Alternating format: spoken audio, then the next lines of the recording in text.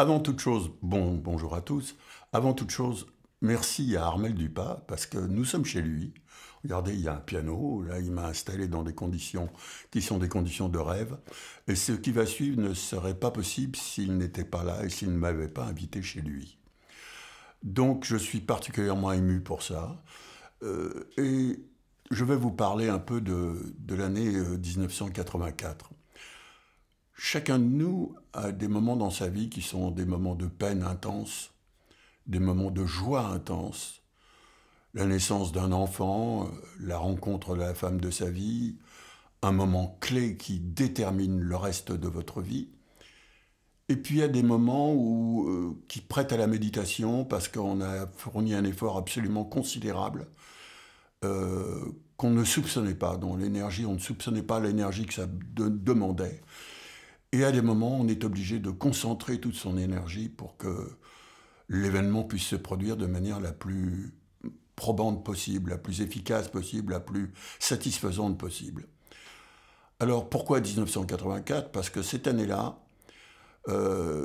c'était un moment où, dans ma vie, j'en étais à la fin, je déposais mon dossier, les 3 tomes de La jeunesse du rythme et l'anthropologie gestuelle, c'était le titre de ma thèse.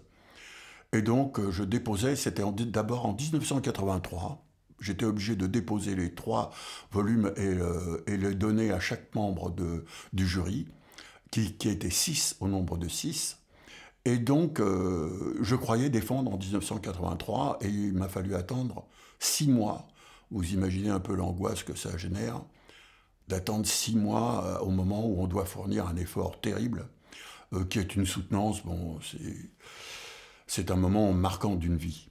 Et donc est arrivée la date. Alors la date exacte, je vais regarder pour ne pas dire des choses, des erreurs. Le 27 mars 1984, je suis donc dans une salle absolument magnifique, qui est la plus belle salle, le plus bel amphithéâtre de la Sorbonne, qui est la salle Louis Liard.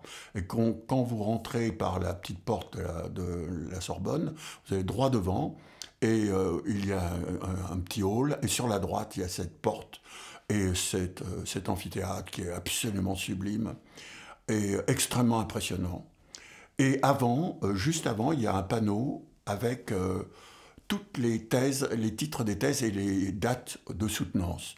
Alors j'avais assisté à une thèse auparavant, quelques mois pour me mettre dans l'ambiance. Et c'était une thèse sur Balzac. Et cette personne venait de Tananarive, vous vous rendez compte ? Et il avait fait une thèse sur Balzac, et parfois, il attendait 6 mois avant d'avoir des documents pour pouvoir écrire une page supplémentaire de son travail. Et dans cette même salle, parce que c'était dans cette salle, je voulais m'imprégner de l'ambiance de cette salle. Et il n'y avait personne, parce que bien sûr, personne n'était venu de Madagascar pour assister à cette soutenance. Et j'ai assisté à ces soutenances et j'ai eu un choc ce jour-là. Un des membres du jury m'a dit à ce monsieur, très bien habillé, vraiment extrêmement impressionné aussi, je le sentais très impressionné par l'ambiance, on lui dit tout à coup, un des membres du jury, à qui c'est le tour de parler, d'interroger le candidat, il lui dit, monsieur, après avoir lu votre travail, qui vous a demandé 10 ans, je trouve que le titre de votre thèse ne correspond pas au contenu. Est-ce que vous pouvez imaginer ce que peut donner cette phrase à quelqu'un qui a travaillé pendant 10 ans, qui fait un texte et qu'on lui fasse une remarque comme ça? Je me demande comment la personne a pu supporter une chose comme ça. Donc cette expérience pour moi a été vraiment très très difficile, très très lourde. Et donc vient le moment de soutenir, donc je rentre, il y a à peu près beaucoup d'amis sont là, beaucoup d'amis qui sont encore autour de moi aujourd'hui et qui sont dans cette salle, donc il y a une pression extrêmement grande, parce qu'on est un petit peu en contrebas, le jury est un petit peu surélevé, et vous êtes un peu en contrebas, et vous avez chaque membre du jury, ils étaient 6, et chaque membre du jury disposait à peu près de 3/4 d'heure, 50 minutes. Donc on vous pose des questions, on vous dit par exemple, page tant, vous avez dit cette chose-là, vous avez écrit ça. et à la page 300, vous avez écrit ça, et à la page 645, vous avez écrit ça. Ces deux phrases sont contradictoires. Alors, vous imaginez le problème, déjà, on baigne un peu vraiment dans une ambiance très lourde où il faut répondre d'une façon simple, claire, posée, et prendre son temps pour répondre. Et surtout, peut-être le plus difficile, c'est de ménager ses forces, parce qu'ils sont 6. Et parmi les membres du jury, alors il y avait les 2 rapporteurs, qu'on appelle les 2 personnes qui se sont occupées de moi pendant 10 ans. C'était Edith Weber, qui était chargée de la musicologie à la Sorbonne, et il y avait Bernard Guillemin, qui était mon professeur de philosophie au lycée Marcelin Berthelot, quand j'étais très jeune, donc en classe de philo, pour passer le bac. Et donc, il était professeur à la faculté de Rouen, et il m'a donné donc, il m'a aidé à construire tout ce doctorat d'État, en m'ayant aidé à trouver le titre d'ailleurs. Et donc, il était membre du jury avec Edith Weber. Et il y avait le président du jury qui était Michel Mélin, qui était un sociologue extrêmement connu, une personnalité très forte de la Sorbonne, président d'université si je me souviens bien. Mais il y avait surtout une personnalité exceptionnelle, qui était Jean Cazeneuve, qui était membre de l'Institut, et qui est quelqu'un qui a écrit énormément d'ouvrages, Histoire des dieux, des sociétés et des hommes, par exemple, ou sur le sacré, par exemple. Et il a fait un livre aussi, à l'époque, c'était au tout début des années 50, et ça s'appelait « Les dieux dansent à Cibola ». Et il raconte comment il a vécu parmi les Indiens unis, c'était au Mexique, si mes souvenirs sont bons. Et il a vécu avec eux pendant 1 an, ce que personne n'avait fait, pour étudier les rites et ce rapport de la transmission par rapport à la transcendance et par rapport à la transmission de la tradition, des traditions. Et c'était très impressionnant de le voir là. Pour moi, c'était un immense honneur. Il n'avait peut-être pas la notoriété de Claude Lévi-Strauss, mais c'était le même niveau. Un homme d'une noblesse, d'une attitude vis-à-vis de la vie extrêmement impressionnante. Et donc, me voilà donc devant cette salle, dans cette salle, avec ce jury qui commence à me poser des questions. Et donc, tout se passe bien avec le premier membre du jury. Je réponds, il se passe 45 minutes, ça va bien. Le deuxième, ça va très très bien. Bon, je ménage mes forces. Le troisième, je commence à être un tout petit peu fatigué, mais ça va. Il y a une pause, à un moment, un quart d'heure, on a le temps de se lever un peu. J'ose à peine regarder la salle, parce qu'il y a tous mes amis qui sont là, mes parents sont là, et il y a quand même une tension générale très forte. Et après la pause, le quatrième me pose la question, le cinquième, je réponds, le cinquième reste le sixième, qui est le président du jury.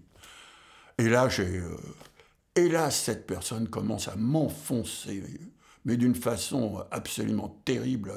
Il est contre complètement mes propositions et tout mon travail. Et je vous avoue que je me souviens encore aujourd'hui ne pas avoir eu la force de lui répondre.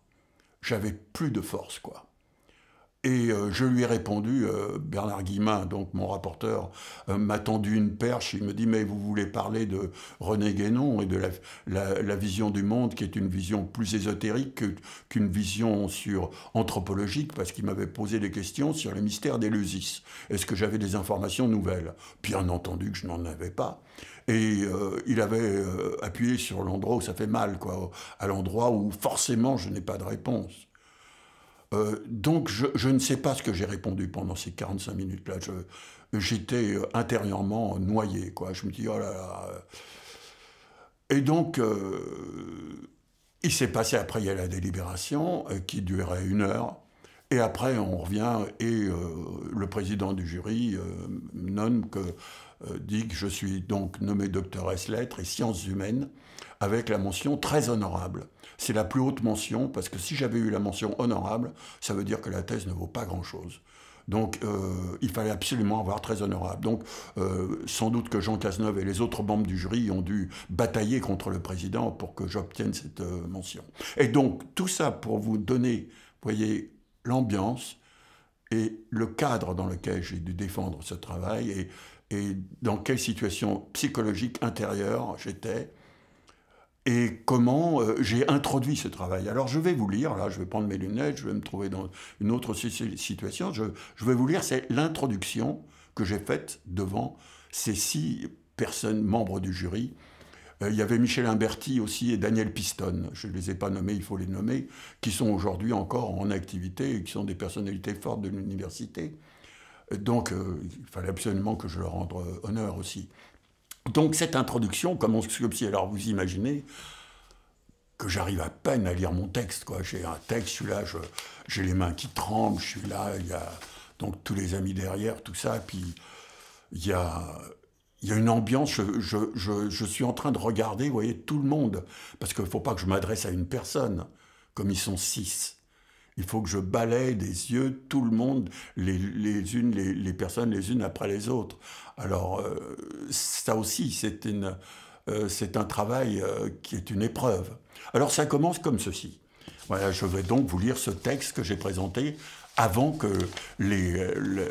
disons, la lutte entre chaque interlocuteur, avec la joute verbale et une sorte de confrontation d'érudition, on va dire ça comme ça, ait lieu. Donc c'est tout à fait au début, c'était à 14, mes souvenirs bons, c'était à 14 heures, quoi.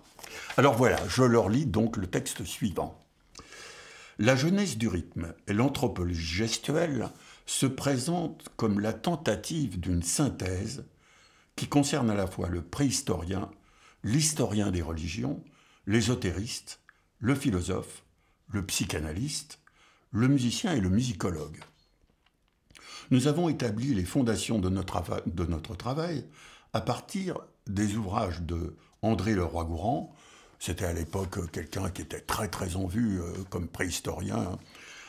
Mircea Eliade, qui est un très grand historien des religions, qui a écrit d'énormes livres sur l'histoire des croyances et des idées religieuses. C'est absolument magnifique. Enfin, je ne disais pas ça, bien entendu. Et puis, Karl Fried Graf Durkheim, un philosophe allemand qui a toute une vision du monde tout à fait particulière. La première partie, l'éveil de la conscience, du rythme des premiers gestes à la civilisation, s'ouvre sur le chapitre 1er, le Paléolithique. C'est la page 14. Ce chapitre débute avec le geste hypothétique du Ramapithèque, il y a 20 millions d'années, et se poursuit avec l'apparition des premiers signes d'une conscience du geste chez les australopithèques, conscience observable grâce aux plus vieux outils du monde qui ont pu être découverts en Afrique et en Grèce entre 3 et 4 millions d'années. Alors là, bien entendu, nous sommes j'arrête ma lecture, nous sommes en 1984. Depuis, les recherches ont profondément modifié les dates. Elles sont plus anciennes maintenant. On a découvert d'ailleurs un élément extrêmement important qu'on a découvert il n'y a pas si longtemps, c'est que tous les préhistoriens et surtout les anthropologues, et puis en fait les archéologues d'abord, qui sont sur place, eh bien imaginez-vous qu'ils avaient complètement oublié qu'en fait à l'époque, la vallée de l'Omo en Éthiopie par exemple, et tout le Sahara, c'était bien entendu de la végétation dense. Donc ce qu'ils avaient découvert, tous les ossements qu'ils avaient découverts, ils les avaient pas découverts ils n'existaient pas dans le désert à l'époque. Ils étaient en fait dans des jungles. Et la fameuse Lucie découverte par Yves Coppens serait éventuellement tombée d'un arbre.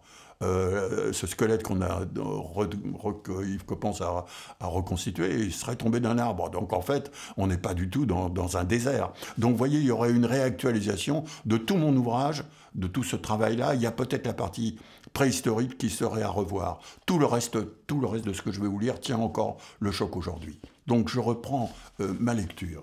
Homo habilis, premier représentant de l'humanité auquel on a donné le nom d'homme, marque les débuts de la transmission d'un savoir.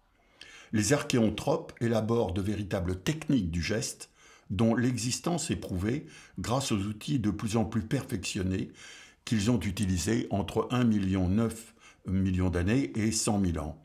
Je répète encore, bien entendu, que ces dates sont reculées, que cette partie-là serait à remettre, remettre d'actualité. Les premiers vertiges, en revanche, là, ça tient la route. Les premiers vertiges métaphysiques apparaissent, le culte des morts, les rites, et les plus anciennes manifestations rythmiques exprimées, notamment les incisions parallèles. Et les incisions parallèles, c'est des os qu'on a trouvés avec des stries très régulières qui sont marquées tout le long de l'os. Il y a des stries qui marquent, on a plein d'hypothèses que vous lirez dans le livre, où on imagine que c'est le temps qui s'écoule, c'est les périodes les périodes de la femme, on pense aussi à la naissance, à la mort, on pense à la fragmentation du temps. Il y a beaucoup d'illusions sur par le mot illusion, il y a beaucoup d'hypothèses, je cherchais le mot, sur ces incisions parallèles. Mais ce serait une première manifestation où on voit que l'homme a eu l'idée de marquer des bornes sur quelques éléments qui resteraient à vie, parce que c'est sur des os, donc qui resteraient longtemps. Donc c'est avec les néanthropes, le geste fixe, le rythme, les traits parallèles sont associés à des symboles sexuels féminins. Entre 30 000 et 20 000, l'homme construit les premiers instruments de musique, des tubes à os à perforation régulière. Le geste, le souffle, le son et le rythme prennent une dimension métaphysique avec le culte naissant de la déesse mère. En fait, on dit que, peut-être parenthèse, on dit que la première religion de l'humanité serait la religion de l'arbre. Et ensuite est apparu le culte de la déesse mère, un culte qu'on voit absolument partout. Donc la femme, c'est quelque chose qui est peut-être complètement oublié aujourd'hui, la femme avait une aura de par le fait même qu'elle met au monde, une aura, une position dans le monde qui était absolument considérable. Et les déesses mères étaient représentées avec un très gros ventre, et il y avait des vénérations de déesses mères, ce qui était tout à fait capital dans ces temps très anciens. Je continue cette lecture. Le chapitre 2 s'intitule « Du Mésolithique à la protohistoire ». C'est à la page 126. Au Mésolithique, vers 9000, 8000 jusqu'à 7000, l'art paléolithique prend fin. Le geste de l'homme qui travaille la terre répond à celui qui construit l'une des plus vieilles villes du monde, Jéricho. Alors là, encore un petit mot, la plus vieille ville du monde, c'est 9000 environ. On pense qu'il y a actuellement une autre ville en Turquie dont je ne me souviens plus du nom, qui a été découverte il n'y a pas très longtemps, et elle remonte à 12 000 avant Jésus-Christ. Donc la première ville, une des toutes premières villes du monde serait donc vers 12 000 en Turquie. Après, il y a Jéricho, donc 9 000 en Palestine, mais il y a aussi, surtout qu'il ne faut pas oublier, 6 000 ans avant Jésus-Christ, Bénarès. Et là, peut-être je vais faire une parenthèse qui est importante. Cette vision du monde avec l'Indus et ce fleuve sacré dans lequel on se baigne, il y a le fleuve qui est un fleuve sacré, et imaginez-vous que le mot rythme lui-même a une étymologie tout à fait étonnante. Il vient et c'est pas pour faire de l'érudition, c'est simplement à titre d'information pour nos amis musiciens par exemple. Qui sait vraiment l'étymologie du mot rythme lui-même? Le mot rythme vient du latin rhythmus. Bon, ça ne nous apprend pas grand-chose. Rhythmos, rhythmos, bon, ça ne nous apprend pas. Un petit peu, ça nous apprend qu'il y a une notion de temps et d'écoulement. Mais il y a la signe réo, du grec réo, qui nous apprend qu'il y a un écoulement et une régularité, et la racine sanscrite des langues indo-européennes nous apprend la racine ru, que en fait c'est un écoulement. Et que cet écoulement, c'est un fleuve qui s'écoule d'une façon régulière, et le rythme serait donc d'abord un écoulement liquide, un écoulement d'un fleuve où on ne se baigne jamais. Héraclite disait qu'on ne se baigne jamais 2 fois dans le même fleuve. Eh bien, c'est cet écoulement qui est sans fin, où il n'y a ni début ni fin. Il y a bien une source, mais cette source est intarissable sur le plan ésotérique, parce que c'est la vie qu'elle disparaisse et qu'elle meure, qu'elle revienne, qu'elle meure, ça c'est encore une autre vie, mais c'est éternel, c'est donc on ne se baigne jamais 2 fois dans le même fleuve, mais c'est quand même la même eau. Donc le rythme, c'est un peu les branchages, les noirs, les croches, ce que vous voulez, tout ce qui arrête un peu, qui part derrière et à cet écoulement. Et en fait, il y a la définition du swing. Vous vous souvenez, peut-être que j'ai raconté ça dans une interview avec Armel, il me semble. Je me souviens plus. La définition du swing et du rythme, finalement, au bout du compte, du rythme qui vit. C'est un train où il y a un wagon plat, il y a un train qui roule régulièrement, que vous voyez comme ça, régulièrement le train. Puis au-dessus, vous avez sur un wagon qui est plat, vous avez une voiture qui est mal amarrée. Alors elle bouge un peu comme ça, vous voyez. Donc en fait, la régularité ici, et puis au-dessus, ça bouge un peu comme ça, vous voyez. Ça bouge, là, il avance et ça bouge. Et c'est le swing qui est le rythme totalement vivant, qui n'est pas un rythme métronomique. Le rythme fait clac, le métronome fait clac, clac, clac, clac. Et le rythme, c'est pas, pas, pas, pas. C'est tout à fait autre chose. Vous voyez, j'arrive pas à me contrôler, je ne maîtrise pas, là, je devrais vous lire la suite. Alors, je continue la suite. Où nous en sommes? Donc, sur les villes Jéricho. C'est le début hypothétique du premier Sangam tamoul en Inde. La jeunesse de l'artisan correspond à la jeunesse de la civilisation. Ça, c'est extrêmement intéressant. Le rôle de l'artisan dans les civilisations anciennes est absolument capital. C'est lui qui fait vivre le monde, c'est lui qui fait vivre les cités, c'est lui qui fait vivre... il est musicien aussi. C'est lui qui, le soir, donne la vie à l'ensemble de la communauté qui se réchauffe autour du feu, comme dirait Bachelard. Autour du feu, le feu a joué un rôle, la création du feu a joué un rôle aussi déterminant par la présence où on se blottit les uns contre les autres quand il fait froid et le feu il y a une psychanalyse du feu qu'a écrite Bachelard. Les titres des livres de Bachelard sont magnifiques. La terre et les rêveries de la volonté, la terre et les rêveries du repos, l'eau et les rêves, l'air et les songes. C'est absolument magnifique. Je reprends ma lecture donc. La jeunesse de l'artisan correspond à la jeunesse de la civilisation. Un véritable symbolisme du geste vertical se manifeste à l'aube de l'histoire avec la venue du forgeron, du joueur de tambour et la naissance de l'écriture. Et alors la naissance de l'écriture, elle est 3300, on l'a fait en Mésopotamie, et puis 3300, 3000 en Égypte, enfin les dates, c'est trop lointain, mais ça doit être de cet ordre-là. Et progressivement, la naissance de l'écriture fait que l'homme fixe sa pensée, ce qui en soi est déjà considérable dans l'histoire de l'humanité. La seconde partie, l'appel aux dieux, le geste, le son et le rythme, ou la conscience cosmique, permet d'aborder la jeunesse de certaines civilisations dont le rôle a été primordial dans l'évolution de l'homme, plus particulièrement sur le plan du geste et du rythme. Nous avons ainsi étudié successivement. Premièrement, les sources rythmiques et gestuelles de la civilisation indienne. C'est le chapitre 3, page 179. Des proto-australoïdes, puis des dravidiens, jusqu'aux Aryens, le lecteur assiste à l'éveil d'une conscience du geste liée à la métaphysique. Ainsi nous apparaît la danse de Shiva, le sens du yoga, les Védas, les premiers systèmes musicaux et la genèse d'un langage des gestes avec la naissance du théâtre indien. Il faut dire qu'évidemment, j'avais pris à l'époque des cours avec Nageshvara Rao, des cours de chant indien, parce que je cherchais dans toutes les directions, histoire d'apprendre à stabiliser un peu ma personnalité, et je m'étais rendu compte, j'avais travaillé, alors il y avait l'ouverture de la main, il y avait tout un travail de geste, un travail du corps, une position du corps, il y avait toute une façon de s'y prendre, d'aborder le son. Et je me suis rendu compte qu'il fallait y consacrer sa vie, quoi. Donc, au bout d'un temps, j'ai arrêté et je me suis remis à mon instrument, donc la batterie, et essayé d'adapter toute une série de techniques, par exemple un travail de respiration, un travail en fonction du geste que je faisais, non pas frapper comme ça, mais en travaillant la respiration pour que ce geste devienne plus plein, plus gras, plus vivant, le dark sound, comme disent les Américains. Donc voilà, ça c'était la première partie. Maintenant, on continue, je tourne la page, et donc là, on se trouve dans la deuxième partie de ma thèse, les résonances lointaines de la Mésopotamie et de l'Égypte. On est à la page, chapitre 4, page 232. L'épopée de Gilgamesh met en évidence un symbolisme de l'art du geste à Sumer. Les activités des maisons de vie et la construction des pyramides en Égypte nous permettent de comprendre le temps de la première fois en présence d'Isis et d'Osiris.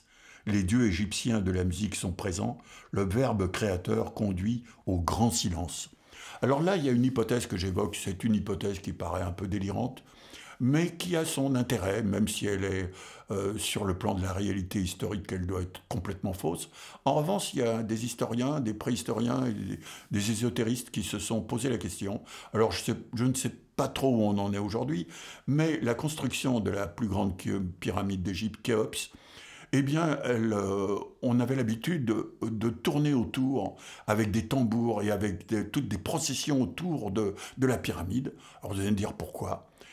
Eh bien, en fait, il y aurait une hypothèse qu'il comptait le nombre de pas qu'il faisait autour de la pyramide pour revenir au point de départ, et que ce nombre de pas était, tenez-vous bien, c'est à peine croyable, un repère pour voir où est l'astre. C'était un astre qui permettait, qu'il était absolument indispensable de connaître, c'était Sotis, de savoir où il était, parce que, pour quelle raison? Parce qu'en connaissant sa position, on pouvait prévoir les crues du Nil. Donc c'est absolument incroyable. C'est-à-dire que la pyramide aurait été faite pour fixer la mémoire de génération en génération, pour que l'agriculture puisse vivre et que le fleuve donne la vie aux plantes. Donc c'est une hypothèse, bien entendu. Il y a tellement d'hypothèses sur les pyramides, donc je ne rentrerai pas dans ce discours-là, disons, dans toutes ces hypothèses qui sont disons, très discutables les unes, les autres sont plus ou moins discutables, mais au bout du compte, il faut y consacrer sa vie, quoi. Le chapitre 5, la page 318, c'est l'âme d'Orphée. L'âme d'Orphée incite le lecteur à entendre tout d'abord les premiers échos de la civilisation grecque en Crète. Puis le chant des Aèdes nous mène jusqu'à celui des dieux. Les Aèdes, évidemment, c'est l'Iliade et l'Odyssée, c'est Homère qui, les Aèdes, se promènent de ville en ville et chantent, et chantent les épopées de leurs héros. Alors là, il y a aussi une vision du monde qui est tout à fait, qui est quasiment éternelle, où le fait de chanter et de danser, la danse et le chant, mais le chant de donner par le chant une présence de quelque chose d'éternel. Et donc, les mystères d'Éleusis, Orphée, la révélation apollinienne, Dionysos et les racines obscures nous font comprendre le sens du pacte Apollon-Dionysos. Alors là, c'est extrêmement intéressant. Apollon, en fait, on peut dire que notre civilisation, l'Europe, elle est fondée, évidemment, il y a les Indo-Européens qui fondaient d'abord leur vocabulaire sur l'animé et l'inanimé, imaginez-vous. Il y avait les langues Munda qui étaient fondées sur l'animé et l'inanimé. Après, il y a eu toute la Mésopotamie, l'Égypte. Après, il y a eu la Grèce. Et après, il y a eu Rome. Mais en Grèce, il y a eu cette chose absolument magnifique qui est le compromis entre Apollon et Dionysos. De quoi s'agit-il? Apollon, c'est la représentation avec les grands sculpteurs, Phidias, Praxitèle, les très grands sculpteurs grecs, c'est représenter la beauté du monde, l'aspect magnifique de la vie. Et Dionysos, c'est les racines obscures de la personnalité, c'est celui qui boit, c'est celui où le sexe est absolument débordant. Donc, en fait, la civilisation grecque, c'est un compromis entre Apollon et Dionysos, c'est-à-dire entre ce que l'on voit et ce que l'on vit intérieurement. Et je pense que cette vision du monde est absolument capitale, parce que c'est une vision du monde qui est éternelle. Nous avons toujours l'être et le paraître, il y a ce que l'on voit, ce que l'on sent et ce que l'on est au fond de soi, que l'on découvre tout le temps, et au bout du compte, est-ce que l'on sait vraiment qui l'on est? Bon, tout ça nous entraîne dans des considérations d'ordre philosophique ou ésotérique, mais font qu'au bout du compte, ce qui est merveilleux dans cette civilisation, c'est qu'elle a créé le théâtre grec où tout le monde s'entretue. Vous avez Médée, c'est épouvantable. Il n'y a que des meurtres dans Eschyle, Sophocle, Euripide. Bon, il y a l'humoriste, mais Euripide, c'est terrible. Et puis, les assassinats dans le théâtre grec, pourquoi on assassinait devant les gens? Ça, c'est extraordinaire. On assassinait devant les gens sur le théâtre, parce que comme ça, on n'allait pas assassiner l'extérieur. Donc il y avait une projection du sang et de l'attentat et de la mort sur la scène. Et puis il y a l'histoire qu'avant, il y avait aussi les chœurs, et il y a l'histoire de la première personne qui a osé sortir du chœur pour faire donner naissance à l'individualité. Et ça aussi, c'est une très belle histoire où quelqu'un a osé sortir du groupe pour chanter seul, en ayant derrière les chœurs qui l'accompagnent.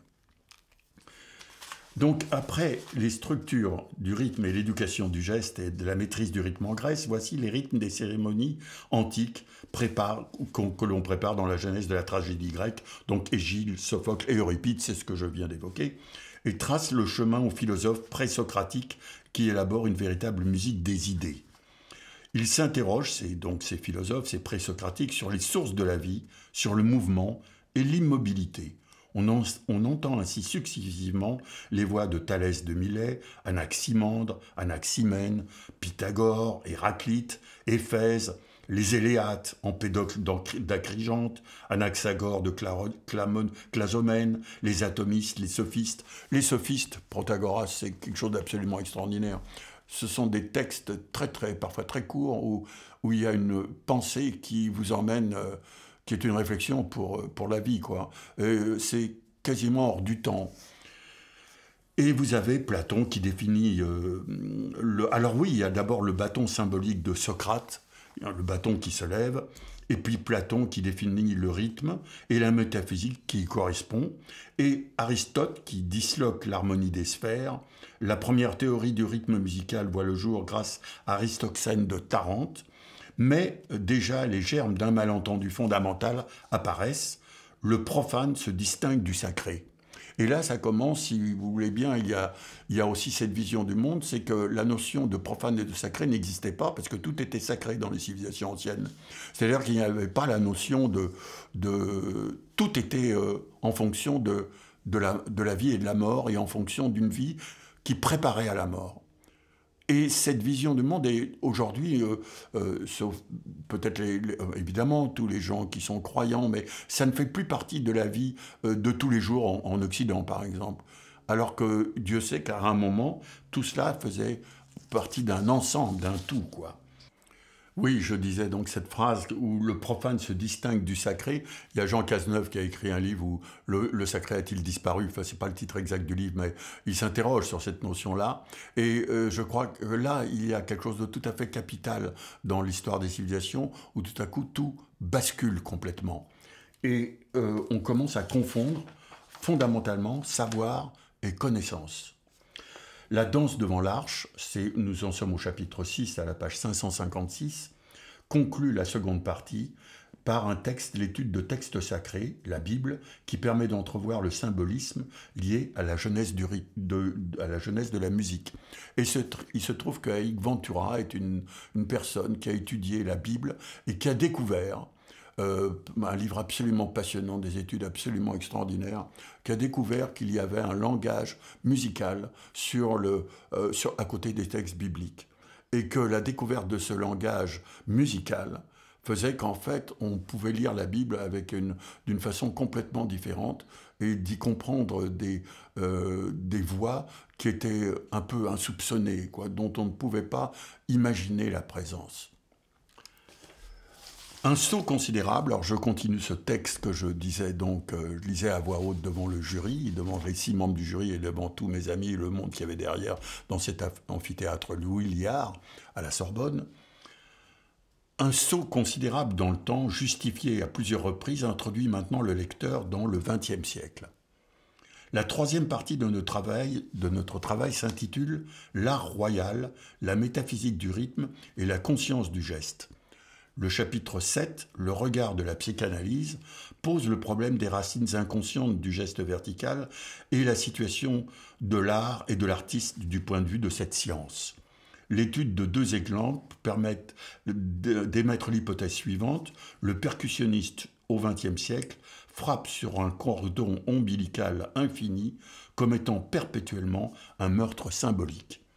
Cette situation met aussi bien en cause l'éducation de l'enfant que le comportement de l'adulte dans une société, la société contemporaine, qui, héritière du passé, déifiant l'individu, a oublié de tourner son regard vers le divin et se trouve placé sous le signe de la violence, du meurtre et de la guerre.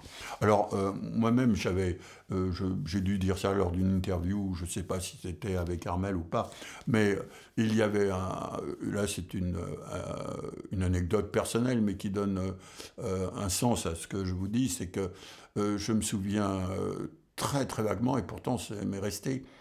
Comme je suis né en 1943, ma maman était, mon père était lui-même condamné à 20 ans de travaux forcés par les Allemands par contumace. Il avait fui avec ma maman la Pologne, et ma maman s'était trouvée à me mettre au monde dans un hôpital à Grenoble où elle passait pour une fille mère. Et à un moment, on lui a dit, on ne peut pas vous garder, donc il faut que vous partiez de là. Et on lui a dit, mais il semblerait qu'il y ait un couvent qui peut vous accueillir. Elle va vers ce couvent, et là, elle tombe sur des Ursulines qui sont des Polonaises. Alors c'est un miracle absolu. Et elle me met dans un parc pour aider les Ursulines. Elle me met dans un parc pour m'amuser, pour que je ne sois pas tout seul. Elle me met un réveil. Et là, elle part travailler avec les Ursulines. Et moi, pour passer le temps, ben, je m'amuse avec ce réveil. Elle revient 1 heure ou 2 heures après, et quelle n'est pas sa stupéfaction de voir ce réveil démonter. J'avais donc cherché à comprendre le bruit qu'il y avait, le tac, tac, tac, tac, je l'avais démonté. Et ma maman m'a fait une fessée dont la seule qu'elle m'a donnée toute sa vie, qu'elle a regrettée toute sa vie. Et en fait, je pense que j'ai peut-être, c'est une image qui me plaît assez, je pense que j'ai choisi la batterie et la percussion pour remonter ce réveil démonté. Alors, c'est une image qui me plaît beaucoup. Quelle en est la réalité profonde? Je n'en sais rien, mais j'ai quand même... Peut-être je suis ravi d'avoir eu une vie comme ça, où j'ai pu épanouir quelque chose qui m'habitait d'une façon absolument fondamentale. Et chacun d'entre vous a un travail à faire de ce côté-là peut-être pour améliorer la profondeur de sa pensée musicale et la profondeur de la manière dont on joue. Il y a toujours une manière dont on joue qui fait que vous êtes entendu, que vous allez émouvoir les gens. Vous n'allez pas les surprendre, vous allez les émouvoir. Donc ça vient de très très loin. Alors voilà donc cette hypothèse. Je reprends la lecture, on en est à la page donc 590. Et puis on arrive au chapitre 8, l'histoire d'un enseignement du geste, sa voie, ses étapes, page 627, qui propose un type d'enseignement de la percussion orienté non seulement vers un art de la frappe, mais aussi vers un art de la respiration et un art du silence qui permettent à la musique de prendre une dimension métaphysique. Le chapitre 9 propose quelques réflexions et des perspectives. On est à la page 683. Notre travail pourrait se résumer ainsi, de celui qui frappe à celui qui construit, de l'art du geste, du son et du rythme à l'art du silence, authentique retour à une métaphysique du rythme à l'aube du XXIe siècle. Ce silence nous fait découvrir en conclusion, à la page 689, une autre réalité. Le rythme a donné naissance au meurtre. Premièrement, pendant la période préhistorique, l'homme affine l'outil pour survivre, donc pour tuer. Deuxièmement, la protohistoire voit l'artisan forgeron et le chaman musicien frapper en tournant leur regard vers le divin. Mais au moment même où l'homme apprend à s'exprimer par l'écriture, il ne peut que constater que la jeunesse de la civilisation s'opère par l'intermédiaire de l'homme qui construit la ville et veut aussi conquérir celle de l'autre, en tuant l'autre. Troisièmement, en Inde, Shiva construit et détruit le monde par sa danse et ses tambours. Quatrièmement, en Sumer, l'épopée de Gilgamesh nous fait assister à la Renaissance par le meurtre créateur. Cinquièmement, en Égypte, Osiris est un roi assassiné. Thoth, le secrétaire qui détient le pouvoir du son, aide Isis à la résurrection du dieu. En Grèce, Apollon tue tous les dieux de la musique. Dans la Bible, Yubal, l'inventeur de la musique, et Tubal-Caïn, le père des forgerons, sont les descendants du meurtrier Caïn à la 7e génération. Ainsi, l'art royal évoqué au chapitre 8 nous permet d'apprendre à vivre ce geste meurtrier, dont nous sommes porteurs en tant qu'héritiers des civilisations passées. En le dépassant par le travail instrumental, dans le silence d'une métaphysique du rythme, par ce silence, nous pressentons cependant déjà que ce n'est peut-être plus être le rythme qui a donné naissance au meurtre, je vais reprendre cette phrase, ce n'est peut-être plus le rythme qui a donné naissance au meurtre, mais bien le meurtre qui a engendré le rythme. Et le rythme serait une forme du sacré. il nous donne la possibilité d'assumer et de transcender ce meurtre primordial. En appendice, le lecteur trouvera une étude étymologique du mot rythme, à la page 699, voilà ce que j'évoquais tout à l'heure. Les dates de la création selon les astrophysiciens et les paléontologistes à la page 714, un arbre généalogique de l'homme et des primates à la page 718, un tableau de processus d'hominisation, page 719, et une vaste chronologie s'étendant sur 20 millions d'années, s'intitulant les grandes dates de la genèse du rythme et de l'anthropologie gestuelle, des premiers gestes à la civilisation, préhistoire, proto-histoire, histoire. On est à la page 721. Et puis après, il y a un troisième tome qui a un glossaire concernant la préhistoire, la bibliographie critique, une table des 157 illustrations, une table des cartes de géographie et un index qui achève ce travail. Alors, simplement pour dire que quand j'ai défendu ce travail et que j'ai mûri après, il a fallu faire un tout autre travail, qui était, quand j'ai proposé ça aux éditions Surflux, ils m'ont dit il faut réécrire ce travail. Alors, vous vous rendez compte, quand on a passé 10 ans à écrire tout ça et qu'il faut réécrire, et évidemment, il faut réécrire. Pourquoi ? Parce que vous n'allez pas donner un tel a dit ça, un autre a dit ça, moi je pense ça. Il faut élaguer. Donc il m'a fallu des 800 et quelques pages, il m'a fallu élaguer en 300 et quelques pages, je ne sais plus combien, rythme et geste, et changer le titre. Parce que la jeunesse du rythme et l'anthropologie gestuelle, je vais presque dire, vous allez rire si je vous dis ça, c'est quand même pas vendeur. Alors il fallait trouver un titre, un gros titre, rythme et geste, et en sous-titre les racines du rythme musical. Aujourd'hui, j'ajouterais les racines du rythme musical dans les civilisations anciennes, ce qui est en fait beaucoup plus juste. Donc en fait, j'ai fait une réduction ensuite de ce travail. Ce qui a été aussi, combien de temps ça m'a pris? Pas trop longtemps, je crois que 2 ou 3 ans, peut-être plus à peine. Je crois que le livre est sorti en 88, donc si, 3-4 ans, enfin, bref. Il m'a fallu faire une synthèse et à nouveau me mettre à écrire. Et en même temps, je commençais le trio. En 84, j'avais fondé le trio avec Jenny Clark et Levinson, ce qui était une aventure extraordinaire. Et après cette construction et cette réduction de cette thèse, qui était un travail considérable, je me suis arrêté.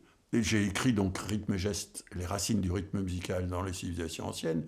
Mais après, je me suis dit, mais non d'une pipe, mais il faudrait que j'écrive l'histoire de la batterie.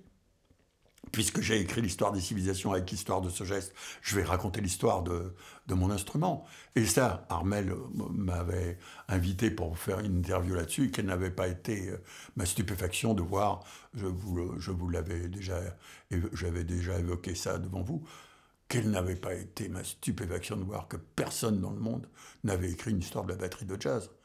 Il y avait bien une biographie de Buddy Rich, il y avait bien de Gene Krupa, il y avait des biographies de ces musiciens, mais il n'y avait pas de synthèse et d'analyse. Il y avait des analyses de style dans la revue Modern Drummer, ou des analyses d'Alain Gerbert, par exemple, qui avait écrit énormément, qui était un passionné de batterie. Mais tout ça, il n'y avait pas. Donc j'ai construit ces 3 tonnes de l'histoire de la batterie. Ça m'a demandé 17 années de travail. Et Alain Gerbert m'y a considérablement aidé. D'autres gens m'ont beaucoup aidé là-dessus. Et puis, en fait, il y a eu la rencontre après avec Georges Plauder-Macher, il y a les 2 grands artistes avec lesquels j'ai eu la chance de travailler, Jenny Clark et Plauder-Macher. C'était quelque chose d'absolument extraordinaire. Et l'aventure avec Plauder-Macher continue maintenant. Et c'est un des grands bonheurs de ma vie, avec celui d'avoir rencontré aussi la femme de ma vie.